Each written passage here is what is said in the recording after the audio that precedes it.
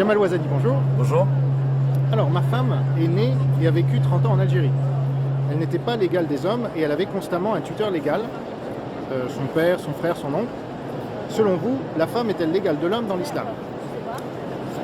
Oui, en tout cas, en islam, depuis le récit coranique, on a une évidence dans les premiers versets du Coran qui parlent d'égalité ontologique, c'est-à-dire des êtres entre les personnes dites femmes et les personnes dites hommes, puisque nous sommes tous issus de ce qu'on appelle dans le Coran et en arabe nafs wahida, c'est-à-dire une âme unique de laquelle s'est départagé en mâle et femelle et pour qu'on s'interconnaisse.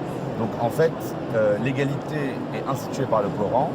Les questions des égalités ensuite en termes sociétal sont aussi instituées par le Coran, puisque les femmes ont eu par-delà les siècles avec l'islam accès à beaucoup de droits différents auxquels elles n'avaient pas accès avant, notamment le divorce, notamment le droit à l'héritage, le droit au témoignage aussi, à un statut juridique, à un statut aussi légal de travail, à récupérer de l'argent pour le garder pour elles-mêmes, à une époque en Arabie pré-islamique où les femmes pouvaient être enterrées vivantes dès l'âge de 4 ans, où elles pouvaient être mariées plusieurs fois.